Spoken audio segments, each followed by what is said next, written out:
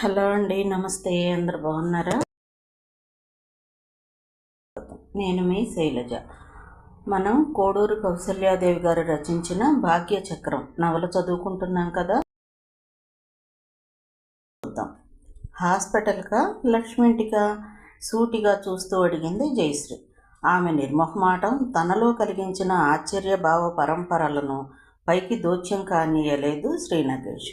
పోనీవోయ్ driver, జాగ్రత్తగా తీసుకువెళ్ళు అని కారు డ్రైవర్ను గంభీరంగా హెచ్చరించాడు. కారు కదిలిపోయింది. షాపులోనికి తిరిగి వచ్చిన నగేష్ శ్రీలక్ష్మి యథాపూర్వ స్థానంలోనే ఖిన్న వదనంతో నిలబడి ఉండటం చూశాడు. దగ్గరగా వెళ్ళి, రండి లక్ష్మి, మీ ఇంటికి వెళదాం అన్నాడు.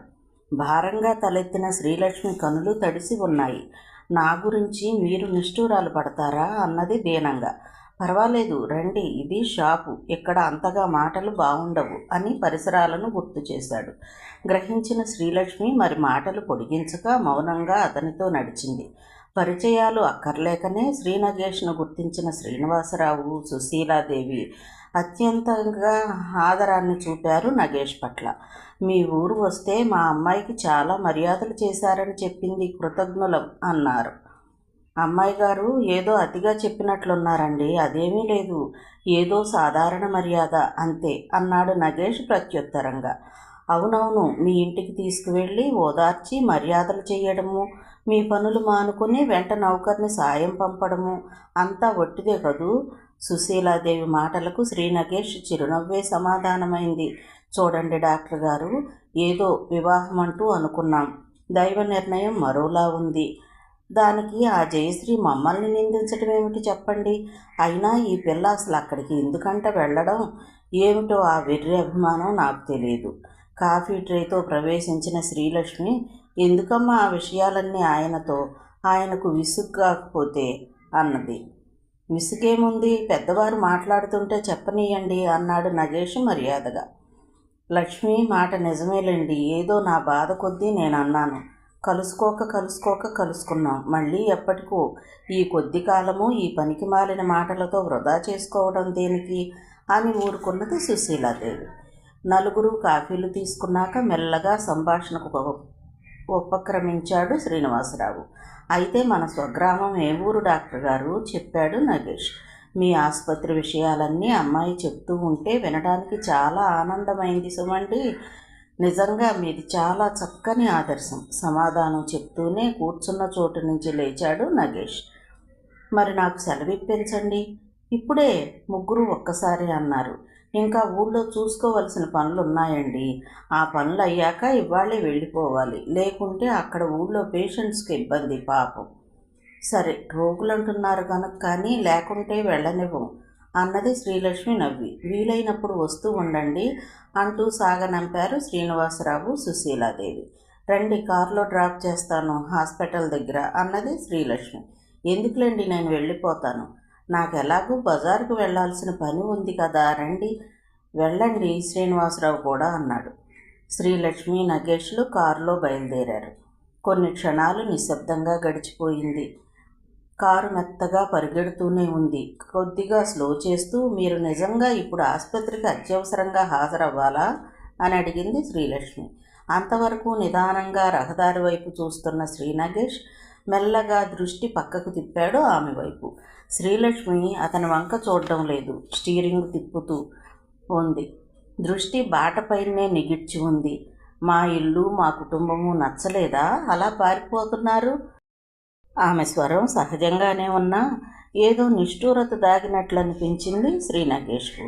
మీరెందుకు అలా అనుకున్నారు అన్నాడు చిరునవ్వుతో. అవును, మరి మీరు బజారుకు వచ్చారు, హాస్పిటల్కి వచ్చానని అబద్ధమాడుతున్నారు. మా నాన్నగారు ఏదో అడుగుతూ ఉంటే మధ్యలోనే వచ్చేశారు, నింద మోపుతున్నట్లుగా అన్నది శ్రీలక్ష్మి. తేలిగ్గా నవ్వేశాడు నగేష్. హాస్పిటల్కే వచ్చానండి, ఇక్కడ ఒక పరిచయస్తుడున్నాడు. సరే, జయ ఏదో దుస్తులు కొనుక్కోవాలి అంటే ఎవరూ లేరని సహాయంగా మా అమ్మగారు వచ్చారు. వారిని దుకాణంలో దిగవిడిచి నేను హాస్పిటల్కి పోయి మళ్ళీ పని ముగిశాక వారి కోసం వచ్చాను. అప్పుడే మీరు వచ్చారు అక్కడికి. కొన్ని క్షణాలు శ్రీలక్ష్మి ఏమీ మాట్లాడలేదు. మీ అమ్మగారు కూడా ఏమిటో ముభావంగానే ఉన్నారు నాతో. ఎంత ఆలోచించినా నేను చేసిన తప్పేమిటో నాకు బోధపడడం లేదు. అంది కొద్దిసేపటికి మెల్లగా. గంభీరంగా అన్నాడు నగేష్. మీది చాలా మృదు హృదయం అనుకుంటాను, అందుకే అంతగా బాధపడుతున్నారు. జయశ్రీ అంతగా ఇష్టం ప్రకటించుతూ ఉన్నా అమ్మగారు ఒక్కరూ మీతో రావడం బాగుండదు. అంతే, అమ్మగారికి మీపై కోపం ఎందుకుంటుంది? తల్లిని సమర్థిస్తూ లక్ష్మికి సర్ది చెప్పాడే కానీ అతనికి బాధగానే ఉంది తల్లి ప్రవర్తన. మరి ఆ విషయమై సంభాషణ పొడిగించలేదు శ్రీలక్ష్మి. తిరిగి కొంతసేపు వాతావరణం నిశ్శబ్దమైపోయింది. బీచ్కి వెళదామా అన్నది హఠాత్తుగా అతని వైపు చూడకుండానే. గతుక్కుమన్నాడు నగేష్. ఎందుకండి, అవసరమంటారా? పరుగెడుతున్న కారును గేర్లో ఆపి దృష్టి అతని వైపు తిప్పింది శ్రీలక్ష్మి. ఎందుకంత భయపడతారు? నేను మీతో స్నేహం చేయకూడదు అనుకుంటున్నారా?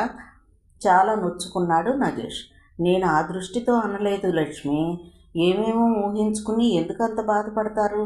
శ్రీ నగేష్ మాటలను శ్రీలక్ష్మి వినిపించుకోలేదు.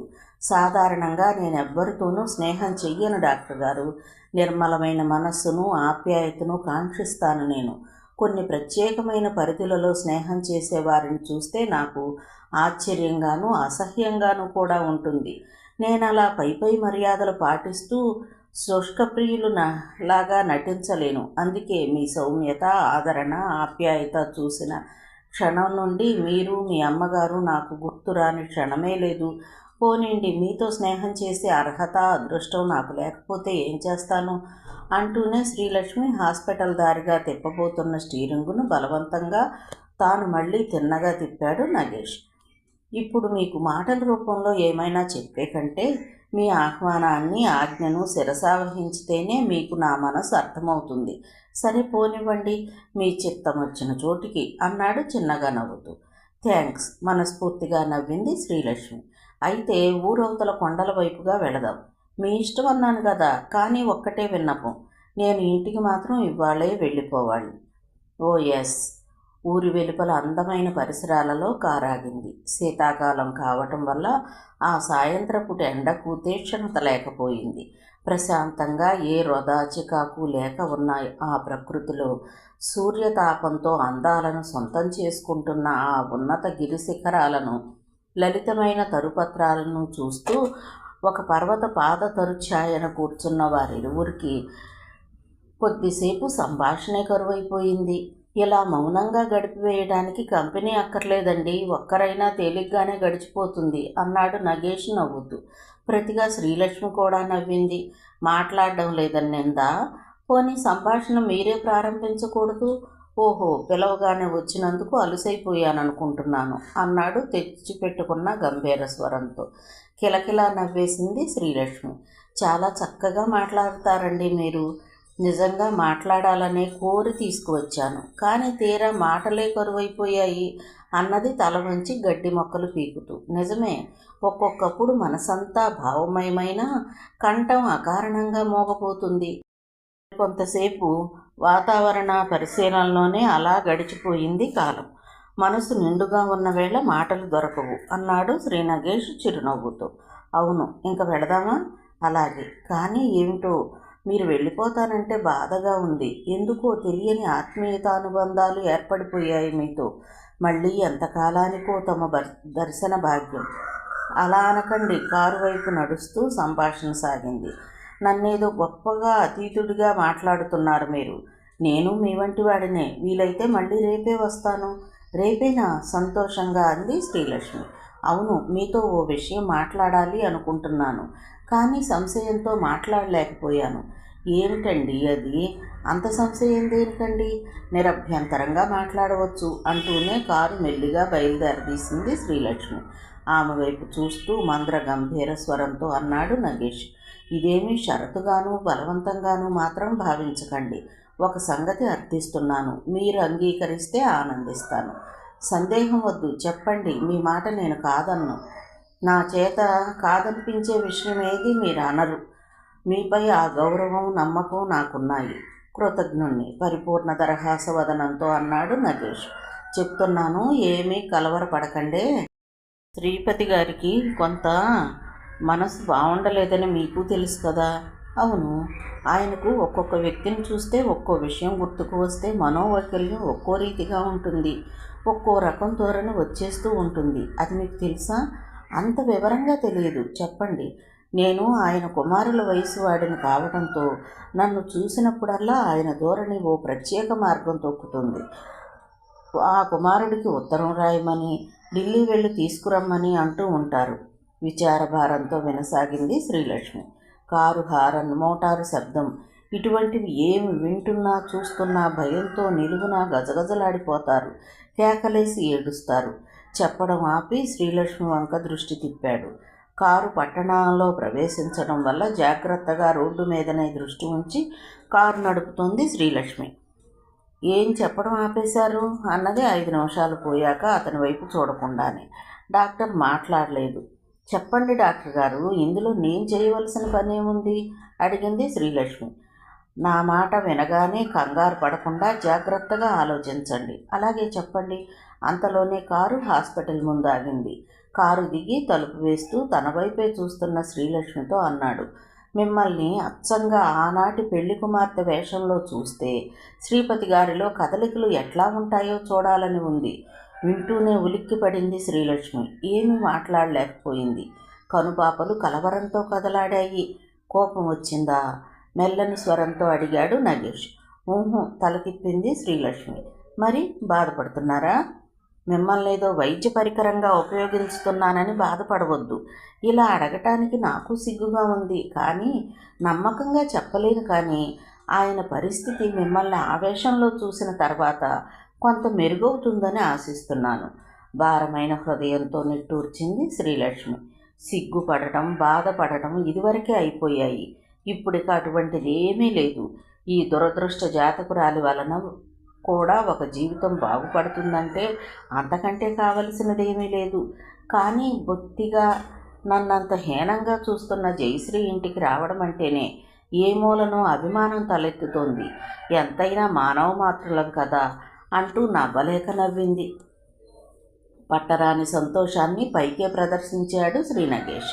మీ సహృదయతకు చాలా సంతోషిస్తున్నాను లక్ష్మి గారు. నా మాటపై అంత గౌరవం ఉంచిన మీకు నేను అగౌరవం జరగనిస్తానా? మీరు వారింటికి రావద్దు, మా ఇంటికే వద్దురు కానీ అక్కడికే వారిని రప్పించుతాను. మీకు ఏ విధమైన హాని, అమర్యాద జరగనివ్వను. నేను మీ దగ్గరే ఉంటాను. తిరిగి క్షేమంగా మిమ్మల్ని మీ ఇంటికి పంపే పూచి నాది. ఇక అది వేరే చెప్పాలా? మీ దగ్గర నాకే భయమూ లేదు. తప్పక వస్తాను. మీ అమ్మగారికి, నాన్నగారికి మీరు చెప్పగలరా? నన్ను చెప్పమంటారా? ఎవ్వరం చెప్పక్కర్లేదు. అటువంటి విషయాలు పెద్దలకు తెలియకపోవడమే మంచిది. నిజమే. ఈలోగా నేను ఇంకా బాగా ఆలోచించి రేపు కానీ ఎల్లుండి కానీ వస్తాను. మీకు తీరికేనా? ఓ రండి. కృతజ్ఞుణ్ణు. మరి ఉంటాను. నమస్కారం. మెల్లగా కారు బయలుదేరదీసింది శ్రీలక్ష్మి, బలవంతంగా అతని మీద నుండి చూపులు తిప్పుకుంటూ. కారు కనుచూపు మేర దాటిపోయే వరకు చూసి వెనుదిరిగి హాస్పిటల్లోకి వెళ్ళిపోతున్న నగేష్ హృదయం నుండి బలమైన ఓ నిట్టూర్పు వెలువడింది. ఎంతటి అపురూప స్వభావం! ఏ భాగ్యమూర్తి కోసం పుట్టిందో ఇంత సున్నిత హృదయిని! ఎవరో చనిపోయినందుకు తాను దురదృష్టవంతురాలను అనుకుంటోంది. కానీ తనను పొందే అర్హత లేని దురదృష్టవంతుడు పోయాడని, ఎవరో అదృష్టవంతుడు ఎక్కడో తనకై తపస్సు చేస్తూ ఉంటాడని ఈ ముగ్ధకు తెలియదు. పాపం అమాయకురాలు. నాపై ఏవేవో ఆశలు పెంచుకుంటున్నట్లుంది. కానీ నా అసలు సంగతి తెలిస్తే ఎంత బాధపడుతుందో.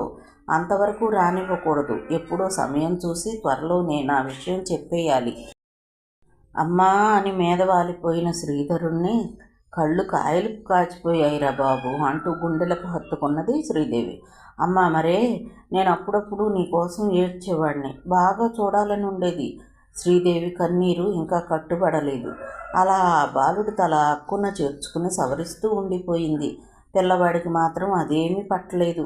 అమ్మా మరే, మేమంతా ఇంగ్లీష్లోనే మాట్లాడాలి, ప్రతిదీ టైం ప్రకారం చెయ్యాలి అంటూ ఏమేమో చెప్పేస్తున్నాడు.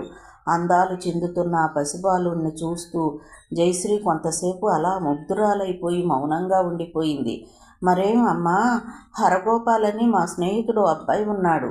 అతని తల్లి తండ్రి చూసుకోవడానికి ఓసారి మా స్కూల్కి వచ్చారు. అప్పుడు ఆ అబ్బాయి కోసం స్టేషన్కి వచ్చారు. అలా ఇంకా చాలామంది వచ్చారు. మరి నువ్వు నా కోసం రాలేదేం?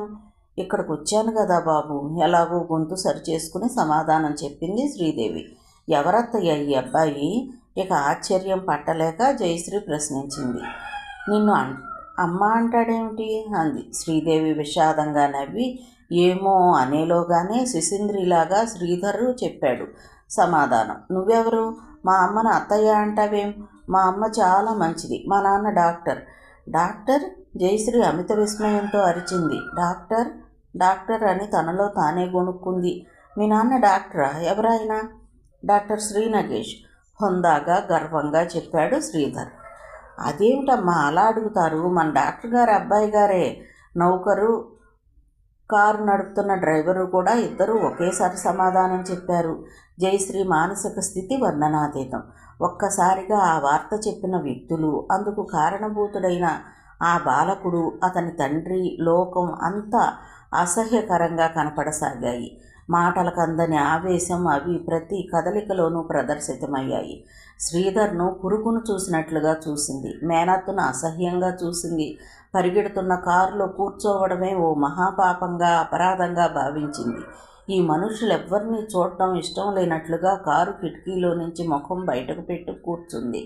ఆమె ఆగ్రహం అవతులు దాటిన ఆవేశం మర్నాడు మధ్యాహ్నం ఆదిత్య తాపాన్ని కూడా లెక్క చేయక తమ ఇంటికి నడిచి వచ్చిన నగేష్ను పట్టి దులిపేసే వరకు అలాగే నిలిచి ఉన్నాయి. ఎండలో నడిచి వచ్చిన అతన్ని కన్నెత్తి కూడా చూడలేదు. పన్నెత్తి పలకరించనూ లేదు. ఆమె అమర్యాదకర ప్రవర్తనకు, ఆమె వదనంలో తాండవిస్తున్న అప్రసన్నతకు నగేష్ చెల్లించలేదు. మామయ్య కోసం ఓ మేల్ నర్సును తీసుకొస్తానన్నాను కదా, వచ్చాడు. మామయ్య ఏం చేస్తున్నారు అని తనకు తానే మాట్లాడాడు. జయశ్రీలో అప్పటికి చలనం కలిగింది. ఓ, అయితే నర్సును తీసుకొచ్చారా అంది. తప్పనిసరిగా అన్నదే కానీ కూర్చున్న చోటు నుంచి లేవనేలేదు. డాక్టర్ నగేష్కు లోపల బాధ కలిగినా పైకి సౌమ్యంగానే మాట్లాడాడు.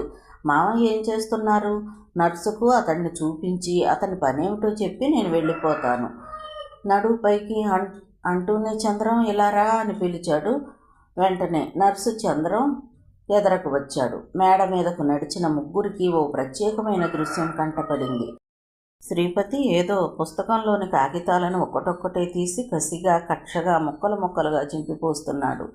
ఏంటి నాన్న అది అంటూ దగ్గరగా వెళ్ళి చూసింది జయశ్రీ. నగేష్ కూడా విమర్శనాపూర్వకంగా చూశాడు. యాంత్రిక సంబంధమైన వ్యాసాలు, బొమ్మలు ఉన్న పుస్తకం అది.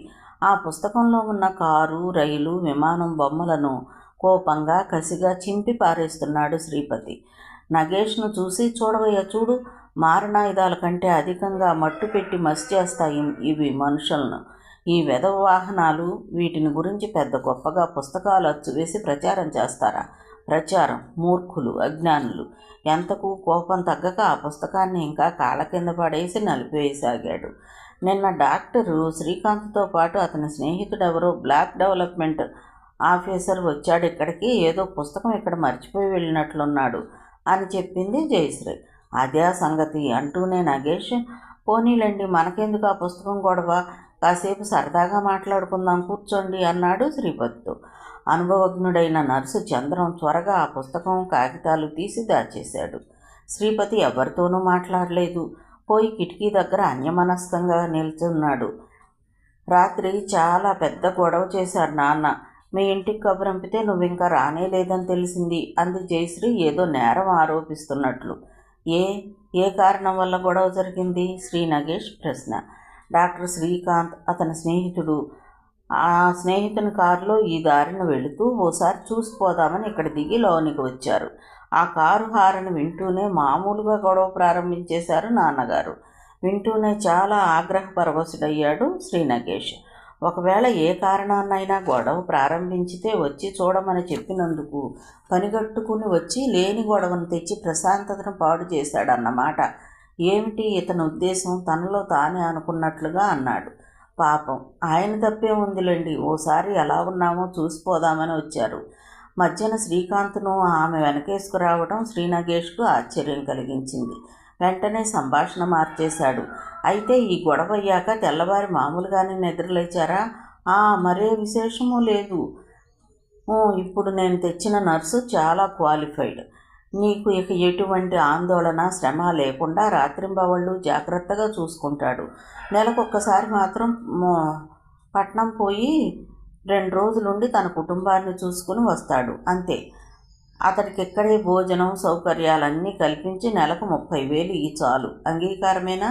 అలాగే. అటువంటివన్నీ నీకే బాగా తెలుసు. నేను ఇక కాదనేదేముంది? రాత్రి నిజంగా చాలా ఆధారపడిపోయాను.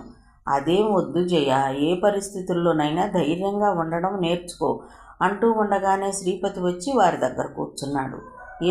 ఏమిటంటారు? ఇతడెవరు అని ప్రశ్నించాడు నగేష్ని చంద్రం వైపు చూస్తూ. అతడు మంచివాడండి, పేరు చంద్రం. మిమ్మల్ని ప్రత్యేకంగా కనిపెట్టుకుని ఉండటానికని ఏర్పాటు చేశాను. శ్రీపతికి అనుభవములు ముడిపడ్డాయి. ఎందుకయ్యా అస్తమానం నా ఆరోగ్యం గురించి అడుగుతావు? నన్నొకడుగా కనిపెట్టి ఉండాలంటావు? ఏమిటిదంతా? నీకేం మతిగాని పోలేదు కదా? ప్రతి మతిమాలిన వాడి నోటి నుండి వచ్చే ఆ మాటకు డాక్టర్ చెల్లించలేదు. 5 నిమిషాల పాటు అలా రెప్పవేయకుండా చూశాడు శ్రీపతిని. మతిపోవడం అంటే ఏమిటండి? దేన్నంటారు అలాగా అని ప్రశ్నించాడు సూటిగా. 2 నిమిషాల పాటు ఆలోచించాడు. ఏమో డాక్టరు, నీకే తెలియాలి. అయినా ఏమిటి చొప్పదంటు ప్రశ్నలు? ఇంతకీ ఇతడెవరని అడుగుతున్నాను. ఎందుకు ఇతడు? కొంచెం కఠినంగానే అన్నాడు. ఈలోగానే చక్కని సమాధానం ఆలోచించి అట్టు పెట్టుకున్నాడు నగేష్. అమ్మాయి గారికి ఆరోగ్యం బాగుండడం లేదండి. అంచేత పైకి కిందికి తిరిగి మీ పనులు చూడలేక అందుకొక మనిషిని ఏర్పాటు చేయమని నాకు చెప్పారు. ఈ పల్లెటూరి పాలేళ్లకు ఏం తెలుస్తుంది మిమ్మల్ని ఎలా చూసుకోవాలో? అందుకని మంచి మనిషిని తీసుకొచ్చాను. ఈ చతురమైన జవాబు శ్రీపతి మనసును కుదుటపరిచింది. నమ్మకం కుదిరింది. ఏమ్మా, నీ ఒంట్లో బాగోలేదని నాకు చెప్పలేదేం? మంచి మందు ఇవ్వండి డాక్టర్ గారు, అమ్మాయికి తగ్గిపోతుంది త్వరగా అన్నట్లుగా. ఇలా అమ్మాయికి అనారోగ్యంగా ఉందని రాస్తే వాళ్ళ అమ్మ త్వరగా వచ్చేస్తుంది. రాస్తాను, ఇప్పుడే రాస్తాను. రాయొచ్చులేండి, తొందర ఏముంది? పెద్ద ఎక్కువ జబ్బేమీ కాదు. మరి నాకు సెలవు ఇప్పించండి. వెళ్ళిరా, నేను ఉత్తరం రాసుకోవాలిగా. చంద్రం, జాగ్రత్త, చాలా బాధ్యతగా ఉండాలి నర్సుని హెచ్చరించి బయటకు నడిచాడు శ్రీనగేష్. అప్పటికే జయశ్రీ మేడ దిగి కిందికి వెళ్ళిపోయింది. గదిలో ఉదాసీనంగా కూర్చుని ఉంది. ఏంటి జయ అలా ఉన్నావివాళ అని అడుగుతూ ఆమెకు దగ్గరలో ఉన్న కుర్చీలో కూర్చున్నాడు. ఆమె నుండి జవాబు రాలేదు. అంతా పాత దూరంలో ఉన్నదే. నిన్న కొని తెచ్చినవి ఎన్ని ఏం చేసావు మరి అని అడిగాడు. ఇంకా విప్పలేదు, అలాగే పడి ఉన్నాయి అన్నది పూర్వపు ఉదాసీనతోనే. కొద్ది క్షణాలు చూసి అడిగాడు. ఒంట్లో బాగుండలేదా? అవునన్నట్లుగా తలాడించింది ఆమె. ఈ మోగనం ఏమిటో అర్థం కాక చూస్తున్నా అతన్ని హఠాత్తుగా అడిగింది జయశ్రీ. ఏంటి బావా, నువ్వెంతటి వాడివని నేను ఎప్పుడూ అనుకోలేదే. ఏమిటి నిందారోపణ? అవును మరి, నీకు నన్ను కాస్త అవసరార్థం పట్నం బజారుకు తీసుకువెళ్ళాలంటే చాలా అనుమానాలు, అభ్యంతరాలు ఎదురయ్యాయి. మరి నిన్న ఆ లక్ష్మితో ఒక్కడవే కారులో బస్తీ వీధులన్నీ తిరిగి రావడానికి అభ్యంతరం లేకపోయిందా? అప్పుడు అర్థమైంది శ్రీనగేష్కు ఆమె అన్యమనస్తత్వానికి కారణమేంటో. అలాగే మౌనంగా ఆమె వాగ్దాటిగా ఎదురు చూడసాగాడు సమాధానం ఇవ్వకుండా. అయితే ఆ లక్ష్మి ఏమన్నది? నువ్వెప్పుడు వచ్చావు అక్కడి నుంచి? ఏదో అధికారం ఉన్నట్లే ప్రశ్నించింది. జయశ్రీ అనవసర కుతూహల ప్రదర్శనకు ఆశ్చర్యంతో పాటు అసహ్యం కూడా కలిగింది నగేష్కు. నేను రాత్రే వచ్చేశాను, చాలా పొద్దుపోయింది. నర్సును మాట్లాడి తీసుకొచ్చేసరికి, మళ్ళీ ఊళ్ళోకి వచ్చేసరికి ఇక్కడో టైఫాయిడ్ రోగి తయారు. ఇంకా ఇంటికి కూడా వెళ్ళలేదు నిన్నటి నుంచి. ఒకసారి చూసిపోదామని ఇప్పుడు ఇంటికి పోతూ ఇలా వచ్చాను. ఆ మాటలు పట్టించుకోనట్లే జయశ్రీ, నువ్వు ఎప్పటికప్పుడు నన్ను అవమానిస్తున్నావు అంది హఠాత్తుగా. అయోమయంగా చూశాడు నగేష్. ఆ లక్ష్మి ఏమనుకుంటుందోననే భయంతో ఆమె ఇంటికి వెళ్ళావు, కానీ నన్ను వదిలి వెళ్ళిపోతే నేనేమనుకుంటానోనని నీకు అనిపించలేదా? అదేమిటి? నిర్ఘాంతపోయాడు నిజంగా నగేష్. నాకింకా హాస్పిటల్లో పని ఉన్న మూలాన ఉండిపోయానే కానీ శ్రీలక్ష్మి గారి కోసం మరొకరి కోసం ఎందుకు ఉండిపోతాను? అదీగాక నిన్నొక్కతెను వదిలేశానా? నీకోసమేగా మా అమ్మ వచ్చింది, నీతోనే తిరిగి వచ్చింది. ఇక నా ప్రమేయం ఏముంది? నేను నిన్ను అవమానించిందేముంది ఇందులో? ఈసారి జయశ్రీ కోపానికి కొత్త మేత దొరికినట్లయింది. అంతే బావా, ఆ పిల్లాడెవరు? నిప్పులు కురిపిస్తున్న నేత్రాలతో ప్రశ్నించింది. వాడి కోసం వచ్చింది మీ అమ్మ, నా కోసం ఎందుకు వస్తుంది? నా వాళ్ళంతా చచ్చి నేనున్న బాధల్లో ఉన్నప్పుడు మీ అమ్మ రాలేదు. అయితే నీకు పెళ్ళవటం, ఒక కొడుకు పుట్టడం, ఇవన్నీ ఎప్పుడు జరిగాయి? నాకెందుకు చెప్పలేదు? నిశ్చింతగా చూస్తూ నిదానంగా అన్నాడు. ఆ అభాగ్యుడికి నేను తండ్రిని. అయితే నీకిందులో అంత కోపం రావలసిన అవసరం ఏంటి? ఈ విషయాలు ఎందుకు దాచిపెట్టి నాలో ఆశలు రేకెత్తించావని నా ప్రశ్న అంటున్న ఆమె కనుల నుండి జలపాతాలు ప్రవహించసాగాయి. ఎవరి జీవిత రహస్యాలను ఎవ్వరితోనూ చెప్పవలసిన అవసరం లేదు జయ. నా వృత్తికి అవసరమైనంత వరకే నేను ఇతరులకు విషయాలు తెలుసుకుంటాను. అంతేకాని నాకు ఇతరుల వ్యక్తిగత విషయాలతో ప్రమేయము, ఆసక్తి ఉండవు. అలాగే ఇతరులకు పని ఉండదు, కనీసం ఉండరాదని నా భావం. నువ్వెప్పుడు మాటలు నేర్చావు బావా? నీళ్లు నిండిన కళ్ళతో అడిగింది జయశ్రీ. అది కేవలం నీ అపోహ. నాకు ఒక పెళ్లి కాదు, 2 భార్యలు చచ్చిపోయారు. అయితే అది అంత ఆనందంగా అందరికీ వెల్లడించుకోవలసిన విషయమని నేను అనుకోలేదు. ఇక నువ్వు ఆశలు పెంచుకోవడం అనేది ఎందుకు జరిగిందో నాకు తెలియదు. అది కేవలం నీ తెలివి తక్కువ అనుకోవాలి. ఈ విషయం అసలు నేను మాట్లాడాల్సి రావడమే నాకు సిగ్గుగా ఉంది. అసలు నాకే ఇక ఏ ఆశ లేనిది నీలో ఆశలు నేనెందుకు రేకెత్తిస్తా? కన్నీటి వరదలో మునిగి తేలుతున్న జయశ్రీ సమాధానం చెప్పలేదు. తిరిగి నగేష్ అన్నాడు, భాగ్యచక్రం నిర్మాణానికి ముందే మన అనుబంధం అణిగిపోయింది. నువ్వు నన్ను, నా ఆదర్శాన్ని అలుసు చేసి తృణీకరించావు. మనమిద్దరం మాట్లాడుకునే ఒక నిర్ణయానికి వచ్చాం. ఆ క్షణం నుండి నీ దారి నీది, నా దారి నాది అయింది. ఇక నువ్వు ఈనాడు నాపై ఆశలు పెంచుకున్నానని అంటుంటే అందులో నీ అవివేకమే కానీ నా మోసమేమీ కనిపించడం లేదు.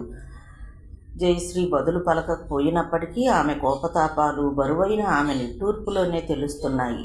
నగేష్ అనునయ స్వరంతో అన్నాడు, పోనీలే జయ, మనస్సు బలహీనమైనది. ఒక్కోసారి మనకు తెలియకుండానే మనసు వశపరుచుకుని ఆడింప చూస్తుంది. మనం కొంచెం వివేకంగా ఆలోచించుకుంటే సరిపోతుంది. అంతే, జరిగింది మర్చిపోదాం. మనస్సు తేలికపరుచుకో. నేను ప్రస్తుతం మీ నాన్నగారికి డాక్టర్ని, అంతే. అంతకంటే నా గురించి ఎక్కువ ఆలోచించుకు. నీ మనసుకు నచ్చే యోగ్యుణ్ణి వెతికే బాధ్యత నాది. తొందరపడకు. చాలా సంతోషం, కానీ నీకు ఆ శ్రమేమీ అక్కర్లేదులే. ఒకసారిగా కంగుమంది జయశ్రీ కంఠం. మరుక్షణంలోనే మెరుపులాగా మాయమైంది అతడి సమక్షం నుండి. ఆమె వెళ్ళిన దిక్కుకి ఒకసారి నిస్సహాయంగా చూసి గృహోన్ముఖుడయ్యాడు నగేష్. పగటి నిద్రానంతరం లేచి ముఖం కడుక్కుని కుమారుడు శ్రీధర్తో ఆడుకుంటూ కూర్చున్న నగేష్ గదిలోకి తల్లి వచ్చింది కాఫీ పలహారాలతో. అక్కడుంచమ్మా, నేను తీసుకుంటాలే. పాపం మంగమ్మ నువ్వు లేక చాలా శ్రమ పడుతున్నట్లుంది. నీరసంగా నవ్వి చెరువులోనే కూర్చున్నది శ్రీదేవి. అమ్మ శ్రమ పడుతుందని తెలుసు, కానీ ఆ శ్రమను ఎవరు తగ్గించగలరో నీకు తెలియదా బాబు? బాగా ఆలోచించు. పని మనిషి మంగమ్మ నా శ్రమను ఏం తగ్గించగలదు? నాకే ఆనందం కలిగించగలదు? నగేష్ మాట్లాడలేదు, కానీ అతని హృదయ భారాన్నంతా వ్యక్తపరుస్తున్న బరువు నిశ్వాసం మాత్రం వెలువడింది. మౌనంగా పలహారం భుజించసాగాడు. నువ్వు పోయి బయట ఆడుకో బాబు అని మనవణ్ణి అక్కడి నుంచి పంపేసింది శ్రీదేవి. చూడు బాబు, సానునయంగా ప్రారంభించింది శ్రీదేవి కుమారునితో. నీ వివాహం చూడనిదే నా మనస్సు శాంతించదు. నువ్వు నా మాట తీసివేయకూడదు. నేను ఛాందసంగా అనడం లేదు. నీ భార్య వచ్చి నిన్నే కాదు, అత్తగారినైనా నన్ను కూడా సుఖపెడుతుంది. పోనీ నా కోసమైనా అంగీకరించు. ఎంత అమాయకురాలివమ్మ. నగేషు చిరుహాసంలో లోకంలోని విషాదమంతా ఒలికింది. సుఖపడాలనే ఆశ మనకు ఉండగానే సరే, సుఖపడే గీత ఉండొద్దు మన నొసట. ఆ అదృష్ట పరీక్షలన్నీ అయిపోయాయమ్మా. ఇక నాపై అటువంటి ఆశలేవీ పెట్టుకోకు. అదిగో ఆ మాటే వద్దన్నాను. కనీసం ఈ తల్లి కోరికనైనా మన్నించవా? నగేష్ మాట్లాడలేదు. చూడు బాబు, తల్లిగా నాపై నీకెటువంటి అభిప్రాయం? అదిరిపడ్డాడు నగేష్. అదేంటమ్మా? మరే విషయాన్ని మన సంబంధంతో పోల్చకు. నీ వంటి తల్లికి పుత్రుడినైనందుకు నేను గర్వపడని క్షణం లేదు. ఇంతకంటే చెప్పడానికి నాకు మాటలు దొరకవు. కవిత్వం రాదు. సంతోషం. అయితే ఒక మాట చెప్తున్నాను విను. ఈ నీ తల్లి చేతితో చేసిన పని సత్ఫలితాన్నిస్తుందని నమ్మిక ఉంచగలవా? ఎందుకమ్మా నన్నెలా అన్ని వైపుల నుండి బంధించుకొస్తున్నావు? ఇక ఆ తర్కం వద్దు నగేష్. అసలైన మాట పనే కావలసింది. నా ప్రశ్నకు సమాధానం చెప్పు. నీ మాటను నేను త్రోసివేయటం లేదమ్మా. నాకు పూర్తిగా ఆలోచించుకోవడానికి కొంత వ్యవధి ఇవ్వు. సరే, ఎంతకాలం పట్టగలదు చెప్పలేనమ్మా, కానీ తొందరలోనే నా అభిప్రాయాన్ని నీకు వ్యక్తం చేయగలను. అంతవరకు శాంతం వహించు. సరే, కానీ చూడు నగేష్, ఆ మాటపైనే నిలబడు. నన్ను మరిపించుదామని చూడకు. కాస్త పసివాడు శ్రీధర్ను, ముసలిదాన్ని నన్ను దృష్టిలో ఉంచుకుని ఆలోచించి నిర్ణయించుకో. వెళ్ళిపోతున్న శ్రీదేవిని వెనక్కి పిలిచాడు నగేష్. శ్రీలక్ష్మి నీకు నమస్కారాలు చెప్పమన్నదమ్మా. ముక్తసరిగా కొట్టి తిరిగిపోబోయింది శ్రీదేవి. అమ్మా మెల్లగా సంబోధించాడు. ఏమిటి మాట? ఒకసారి ఇలా కూర్చో. దగ్గరగా వచ్చి కూర్చున్నది శ్రీదేవి. శ్రీలక్ష్మిపై నీకింత ఉదాసీనత ఎప్పుడు ఏర్పడిందమ్మా? జయ అలా ప్రవర్తించినా అర్థమున్నది, కానీ నీకేం అవసరం ఉంది ఆమెను నిర్లక్ష్యం చేయటానికి? శ్రీదేవి సూటిగా చూసింది కుమారుణ్ణి. లక్ష్య పెట్టవలసిన అవసరం మాత్రం ఏముంది మనకు?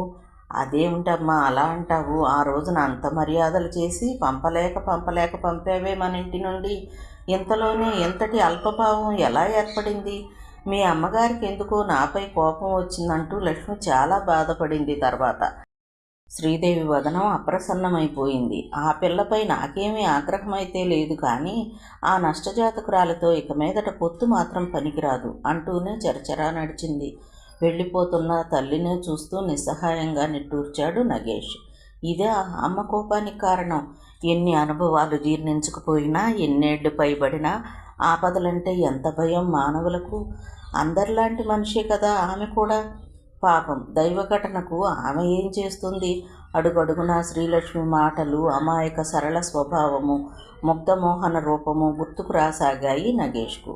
ఒక పక్క జయ నిర్లక్ష్యం, నిర్మోహమాటంగా ప్రవర్తన, మరో వంక తల్లి శ్రీదేవి అప్రసన్నతావదనం, ఆగ్రహ ధోరణి మనోఫలకంపై శల్యాలై గుచ్చుకుని బాధించసాగాయి. అయినా ఏమిటి శ్రీలక్ష్మిపై నాకింత అభిమానం? పోనీ ఈ మధ్యన ఆవిడ గురించి నాకు బాధ దేనికి అనుకున్నాడు. కానీ ఆ భావం అల్ప వ్యవధిలోనే తొలగిపోయింది. మంచిని ప్రేమించడం మానవ సహజం. మంచి వైపు మొగ్గడం మనస్సుకు అలవాటు. ఆలోచనలతోనే స్నానం చేసి దుస్తులు వేసుకుంటుంటే శ్రీధర్ వచ్చాడు. డాడీ నేను నీతో వస్తాను అంటూ. అలాగే రా నాన్న, శ్రీదేవి కలగజేసుకుంది. ఎక్కడికి? నీతో ఆ పసివాడి దేనికి? వద్దు, ఆ రోగుల మధ్యకు. ఆసుపత్రికి కాదమ్మా, అక్కడ శ్రీకాంత్ ఉన్నాడు చూడ్డానికి. నేను రాత్రికి వెళతాను. ప్రస్తుతం మామయ్య విషయమై జయతో కొంత మాట్లాడాలి, అందుకని తీసుకువెళ్తున్నాను.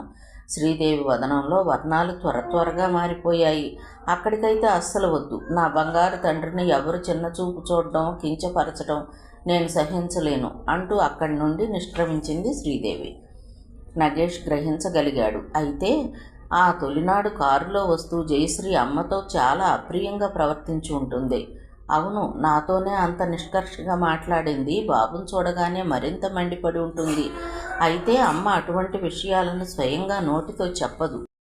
అయితే అతని సందేహాలను శ్రీధర్ అడగకుండానే తేల్చివేశాడు. ఓ, అయితే నిన్న మన కారులో వచ్చిన అమ్మాయి ఇంటికా డాడీ? ఆవిడేమీ మంచిది కాదు. మన కారులో వస్తూ పైగా నన్నే నువ్వెవరు అని అడిగింది. మా నాన్నగారు డాక్టర్ నగేష్ అనగానే నాతో మాటలు మానేసింది. ఇంకెప్పుడు మన కారులో ఎక్కనీకు. అసలు నువ్వు ఇక వాళ్ళ ఇంటికే వెళ్ళవద్దు. తప్పు నాన్న, నువ్వు అటువంటి పెద్ద విషయాలు కలగ చేసుకోకూడదు. నువ్వు మన నాగన్నతో తోటలోకి వెళ్ళు, నాకు పనులైన తర్వాత అలా వస్తాను అంటూ కుమారుణ్ణి ఎత్తుకుని ముద్దాడి వెళ్ళిపోయాడు నగేష్. జయశ్రీ ఇంటికి వెళ్ళిన అతను ఒంటరిగా జయ షికారుకు వెళ్ళిపోయినట్లు తెలుసుకుని లోపలే ఆశ్చర్యపడుతూ తిరుగుముఖం పట్టాడు. కానీ కొడుక్కిచ్చిన మాట సంగతి గుర్తుకు వచ్చి తిరిగి పొలాల వైపు నడక సాగించాడు. పరధ్యానంగా ప్రకృతిని తిలకిస్తూ నడుస్తున్న అతని కాళ్ళు నది ఒడ్డున కూర్చున్న జయశ్రీ హఠాత్తుగా కళ్ళపడగానే ఆగిపోయాయి. సాయంత్రపు నీరెండలో చలిగాలులు చక్కెలిగింతలతో పరవశమై పరుగు పెట్టడం మరిచిపోయినట్లు నిశ్చలంగా నిలబడింది సెలయేరు.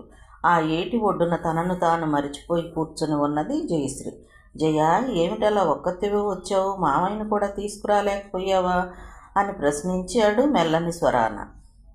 పరధ్యానంగా ఉన్న జయ అదిరిపాటుతో తలెత్తి అంతలోనే సర్దుకున్నది. ఒక్కదాన్నే వచ్చాను. నాన్నగారు ఎప్పుడు ఆర్పాటం చేస్తారో తెలియదు, ఎందుకులే అని తీసుకురాలేదు. కొద్ది క్షణాలు పోయాక నగేష్ తనంతట తానే కూర్చున్నాడు ఆమెకు సమీపంలో ఓ చెట్టును ఆనుకుని. ఒంటరిగా ఇలా వచ్చానని ఆశ్చర్యపోతున్నట్లున్నావు బావా నువ్వు. ఇవాళ నర్సు రావడంతో నాకు బందిఖానా నుండి విముక్తి అయినంత ఆనందంగా ఉంది. నర్సు చంద్రం బాగానే మసులుకుంటున్నాడు. తాను అడగనిదే చెప్పుకున్న ఆ సంజాయిషిని విని ఊరుకున్నాడు నగేష్. నువ్విలా వచ్చావేమో, ఏం పనిలేదా అని అడిగింది జయ. తిరిగి నవ్వాడు నగేష్. పనులు లేకుండా ఉంటాయా? బతికినంతకాలం ఉండేవే. కొద్దిసేపు ఏదో ఈ చల్లగాలికి వచ్చాను. ఎంత హాయిగా ఉందో నా ప్రాణం ఇవాళ.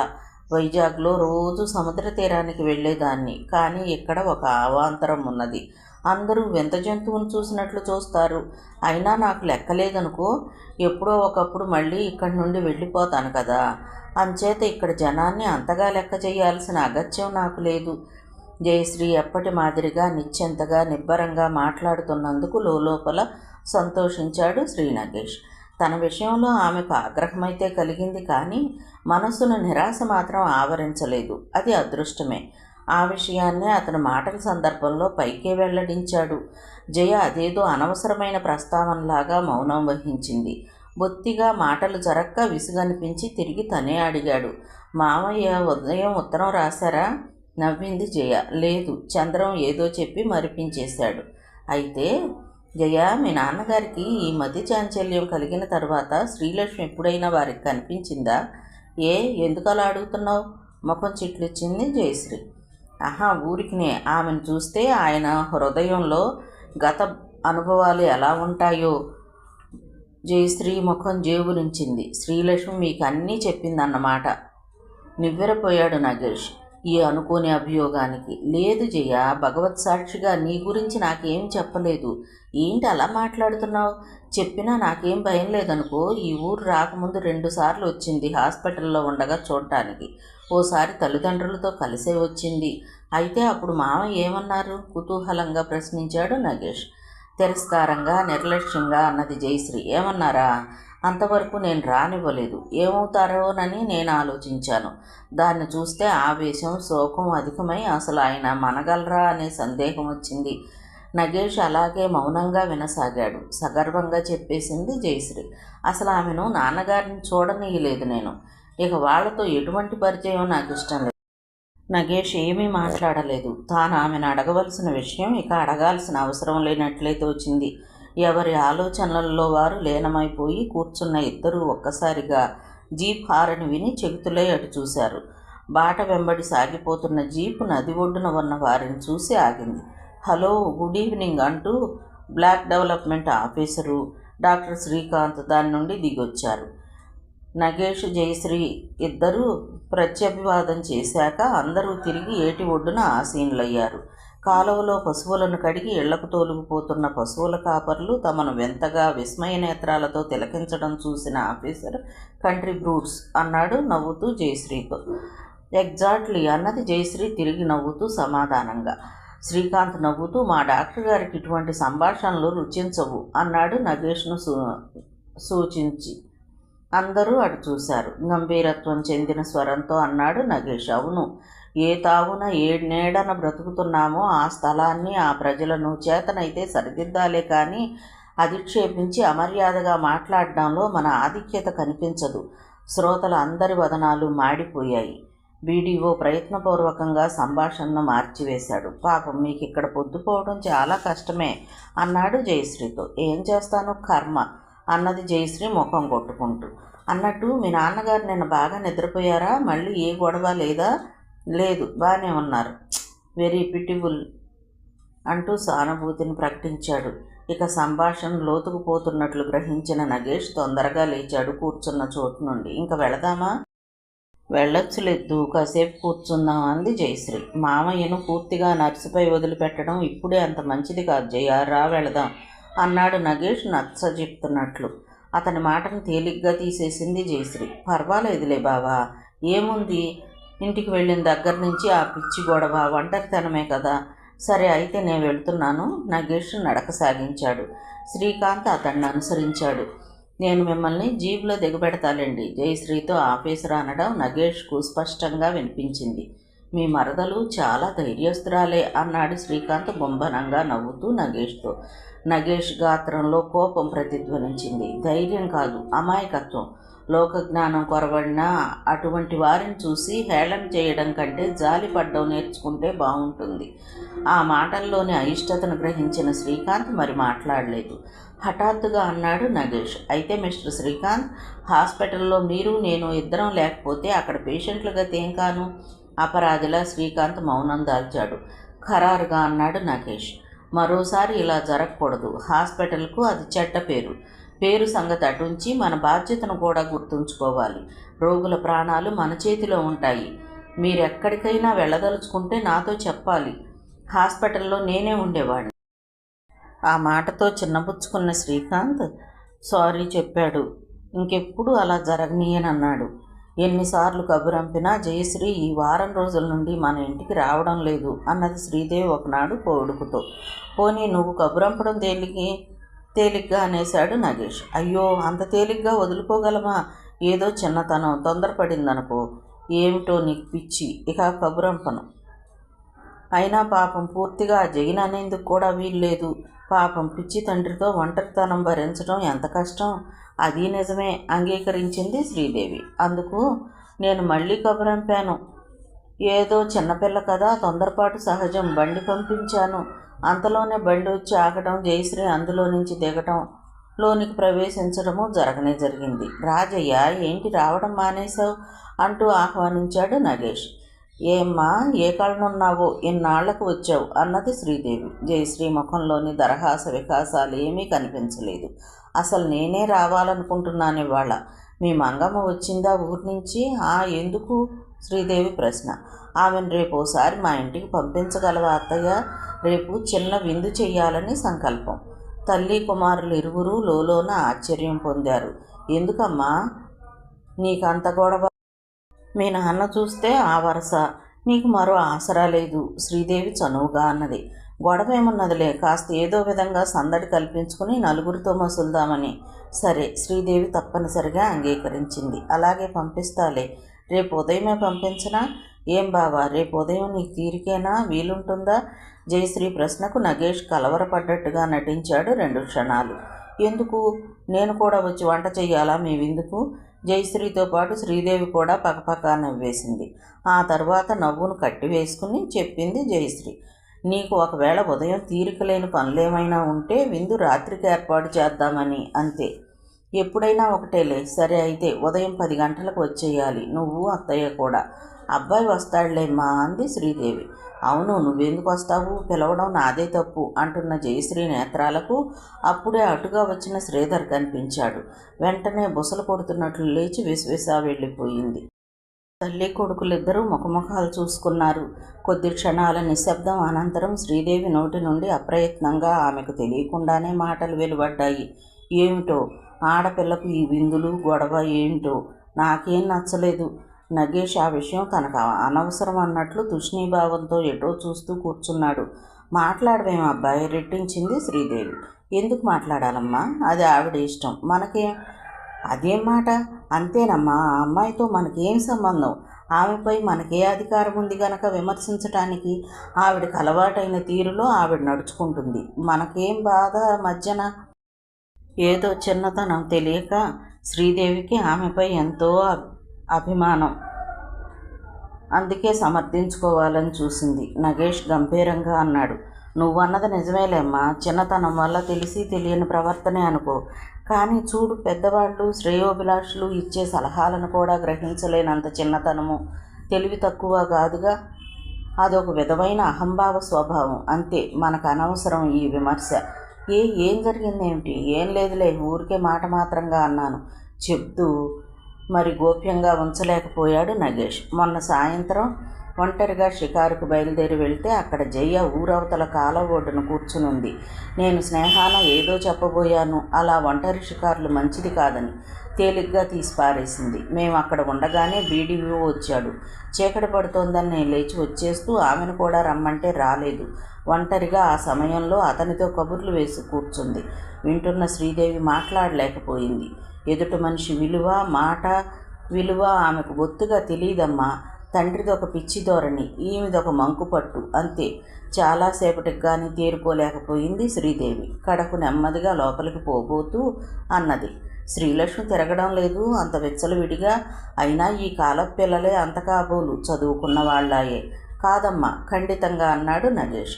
ఎంత మాత్రం కాదు. శ్రీలక్ష్మి చొరవలో వివేకం, ప్రవర్తనలో ధైర్యం, విచక్షణ, జ్ఞానం, ఎదుటివారిపై గౌరవం ఉన్నాయి.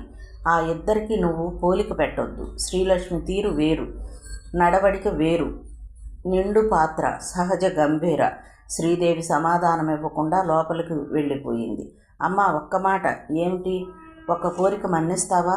బాగుంది, చెప్పు నాయనా. నీ మాట నేను కాదనడమా? అయితే విను. శ్రీలక్ష్మి ఎప్పుడు ఏ కారణాన మన ఇంటికి రావడం సంభవించినా ఆమెకు మర్యాద లోపం చెయ్యకుండా చిన్నపుచ్చకుండా ఉండగలవా? కొద్ది క్షణాల మౌనం అనంతరం అడిగింది శ్రీదేవి. అయితే ఆమె మళ్ళీ తానే ఎప్పుడైనా వస్తానన్నదా? నువ్వు రమ్మన్నావా? ఆ ప్రశ్నకు నగేష్ సమాధానం ఇవ్వలేదు. కొద్దిసేపటికి లేచి తన గదిలోకి వెళ్ళిపోతున్న అతనితో సాధ్యమైనంత వరకు తన స్వరాన్ని శాంతంగా మలుస్తూ అన్నది శ్రీదేవి. ఆమెను చిన్నపుచ్చవలసిన పని మనకేముంది బాబు? ఇంటికి అనుదినం అనేక మంది వచ్చి వెళ్తున్నారు. నేనెప్పుడూ ఎవ్వరికీ మర్యాదాలోపం జరగనీయలేదు అంటూనే నిష్క్రమించింది. అతని అర్థయుక్తమైన ప్రశ్నకు ఆమె భావయుక్తంగా జవాబిచ్చింది. మిగతా కథ తరువాతి భాగంలో చూద్దామండి. కథ విన్నందుకు ధన్యవాదాలు. ఈ నవల మీకు నచ్చితే ఒక లైక్ చేయండి, షేర్ చేయండి, మా ఛానల్ని సబ్స్క్రైబ్ చేసుకోండి, మమ్మల్ని సపోర్ట్ చేయండి. మీరిచ్చే ఒక్క లైక్ మాకు, మా ఛానల్కి ఎంతో సపోర్ట్ని ఇస్తుందండి. Thank you. ఉంటానండి.